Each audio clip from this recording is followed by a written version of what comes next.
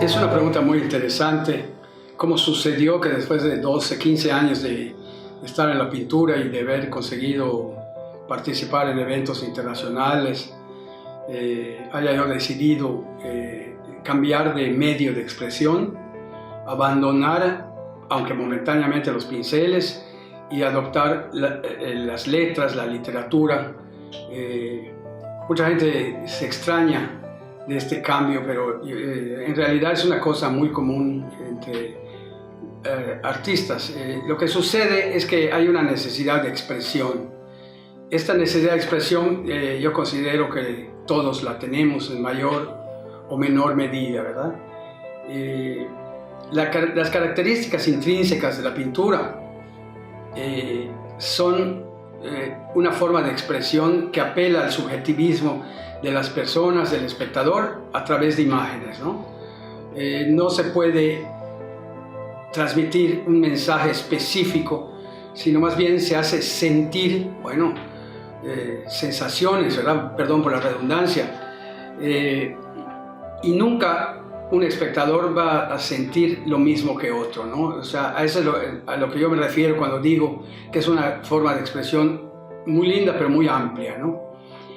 Las letras son más precisas, aunque tampoco se puede decir que tengan un grado de asertividad del 100%, ¿no? Siempre cuando una persona lee un libro, por dentro se va figurando escenas o imágenes de una manera subjetiva también, pero el discurso, la descripción de las escenas y el trasfondo, sobre todo el trasfondo filosófico, ese sí se puede con mucha más precisión expresar, ¿no? Y a lo largo del ejercicio de la pintura, pues puede decirse que se cerró un ciclo. Se cerró un ciclo y a mí mismo me costó un periodo de adaptación bastante difícil, pero sí finalmente logré dejar los pinceles en reposo, ¿verdad? Y comencé a escribir con la curva de aprendizaje que todos conocemos, ¿verdad? Poco a poco las sugerencias de los asesores editoriales y yo mismo empecé a evolucionar, y cuando leía las letras de los primeros días, pues sí, he tenido que reconocer que a la fecha se ha desarrollado una técnica literaria un poco más depurada, aunque nunca se deja de aprender, ¿verdad? Entonces, espero que esto haya podido explicar cómo fue la transición y de dejar una forma de expresión tan bella como es la pintura para empezar el camino en otro, aún más bella quizá que bueno, no se pueden hacer estas comparaciones, pero tan bella como la pintura, que es la literatura, ¿verdad? La única forma gráfica como yo podría explicar esta situación es que simple y sencillamente se acabó el pasto de mi potrero, que era la pintura, y tuve que pasar al siguiente potrero, que es la literatura. Sí, cuando yo comencé a hacer público el giro, el cambio que yo tuve de mi transición hacia las letras, la pregunta recurrente entre las personas era: ¿pero cómo dejas atrás un sentimiento como de lástima, como diciéndome, si has logrado cierto camino, lo mismo la curva de aprendizaje, has logrado dominar la técnica hasta cierta medida, ¿cómo es posible que de buenas a primeras decidas cambiar de forma de expresión, ¿no? Y yo lo comprendo, y yo siento que es una reacción absolutamente comprensible, ¿verdad? Pero es un poco difícil de explicar.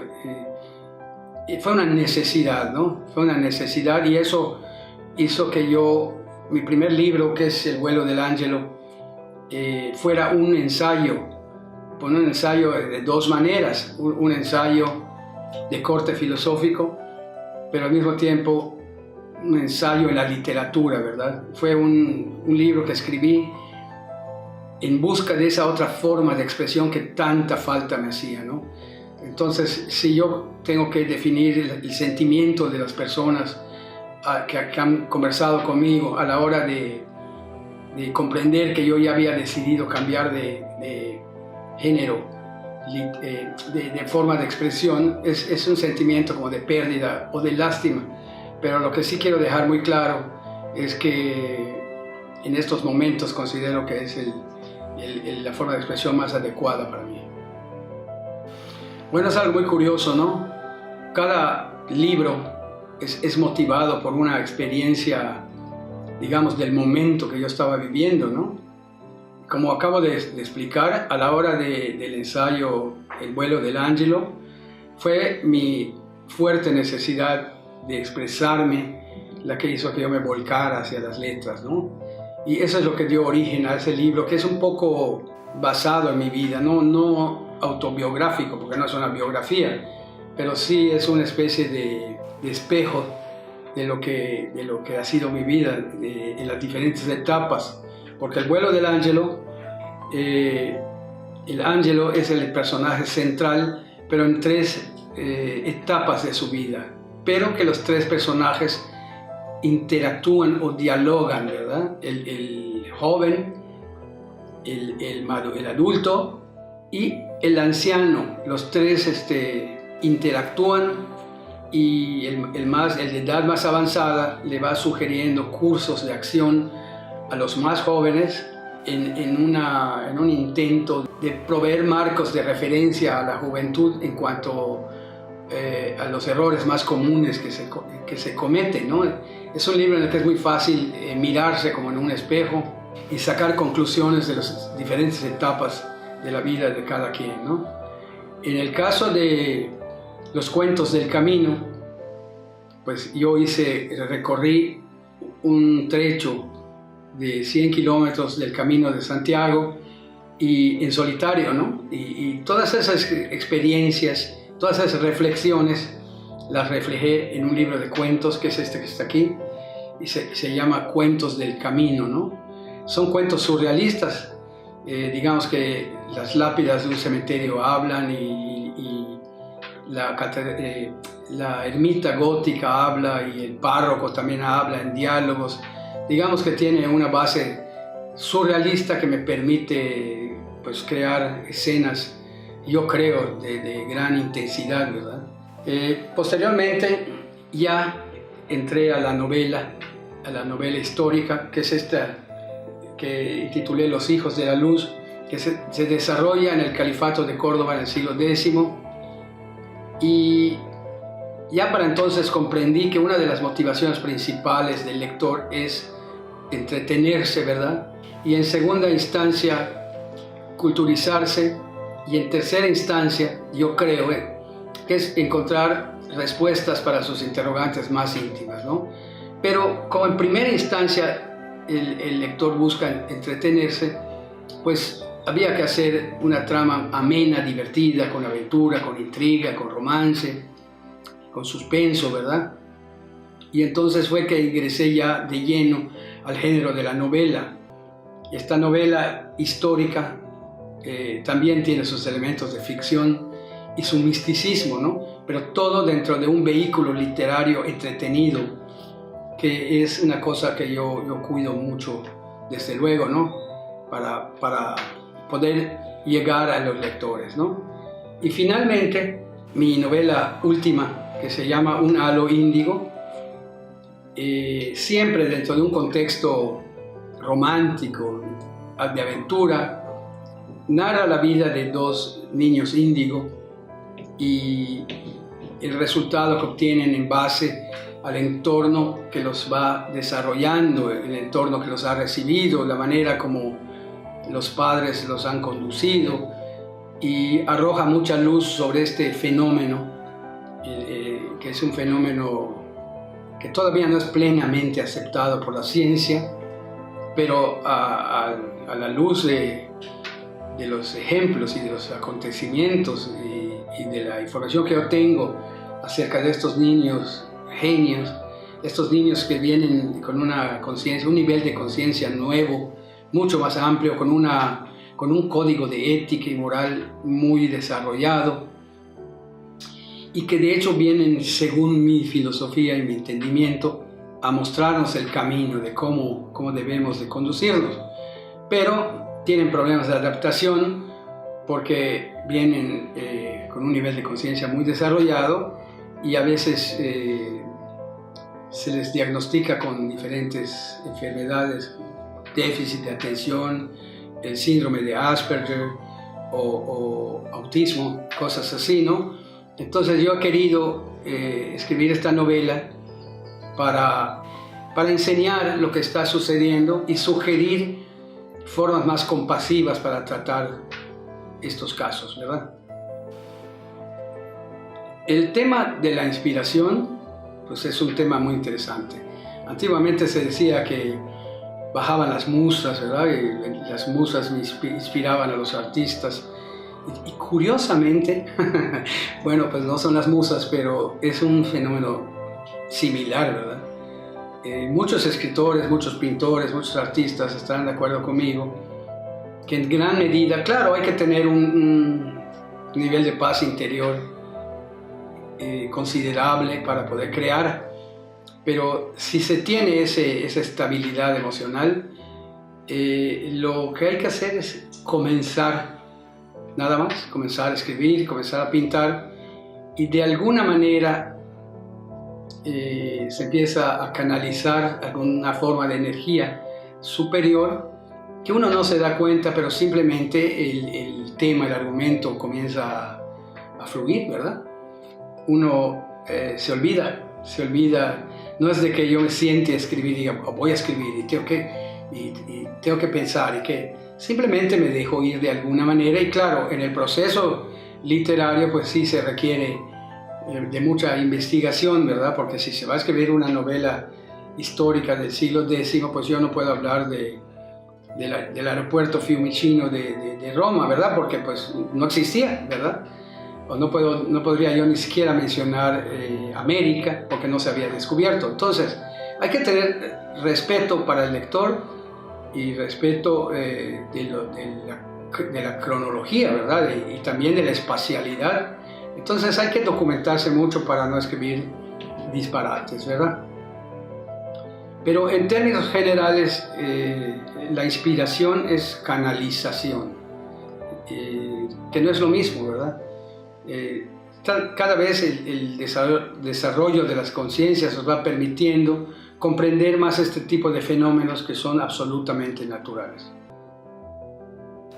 Yo podría compararlo gráficamente con un embudo, ¿no? Yo voy por la parte angosta del embudo, resolviendo los asuntos del mundo banal y tridimensional, y ahí vamos, al fin y al cabo tenemos que comer y tenemos que subsistir, ¿verdad? Pero cuando se trata de la literatura, se abre el espacio amplio, porque el mundo de la literatura es ilimitado, ¿verdad? Cuando uno escribe, investiga, puede viajar en el espacio y en el tiempo. Y, por ejemplo, si uno desea, como fue mi caso, escribir acerca del Camino de Santiago, pues hay que ir y recorrer el Camino de Santiago.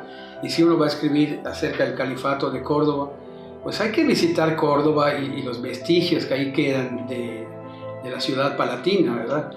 Entonces, al mismo tiempo, viajar le da una amplitud a la vida de la parte angosta del embudo, de tal manera que la experiencia literaria es muy completa, muy amplia. Bueno, como mencioné antes, el primero fue El vuelo del ángelo, 1, después Cuentos del camino, 2, escribí Un halo índigo, 3, y actualmente estoy escribiendo la segunda parte de Los hijos de la luz, que posiblemente tengo la intención de llevar la trama a la corte de Enrique VIII, en ese ambiente revulsivo desde el punto de vista religioso, con Oliverio Cromwell, con Tomás Moro y con los cardenales y el papado de la época, ¿no? Desde luego el reinado, ¿no? La monarquía. Entonces ese sería en realidad el cuarto libro, ¿no? El cuarto libro, sí, 4. La segunda parte de los Hijos de la Luz, porque la más reciente, completa, es un halo índigo, ¿no? Pero mi intención en la segunda parte, como dije ahorita, es, sin entrar a explicar o a contar de qué se trató la primera parte, sí puedo decir que tres personajes de orígenes muy diferentes, personajes de religiones diferentes, y confluyen en Córdoba después de un viaje muy azaroso con sus propias aventuras físicas y espirituales. Confluyen, como dije hace un momento, en el Califato de Córdoba, forman una fraternidad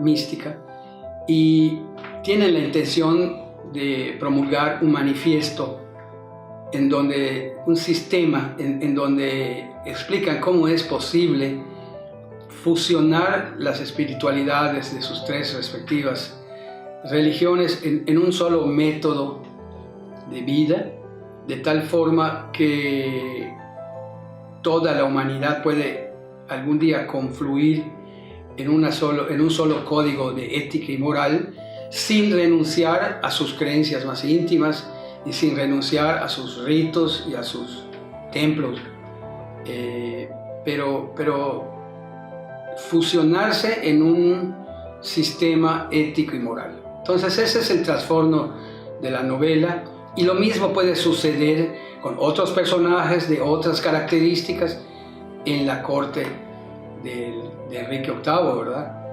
Entonces pueden haber, el caldo de cultivo va a ser ese. Las aventuras van a ser, las épocas, la historia, la trama va a ser completamente diferente. Y en una tercera parte tengo la intención de traer ese mismo vehículo narrativo, ese mismo tema a nuestros días, ¿verdad? Y explicar de qué manera en nuestros días es posible esa fusión espiritual de la que estoy hablando.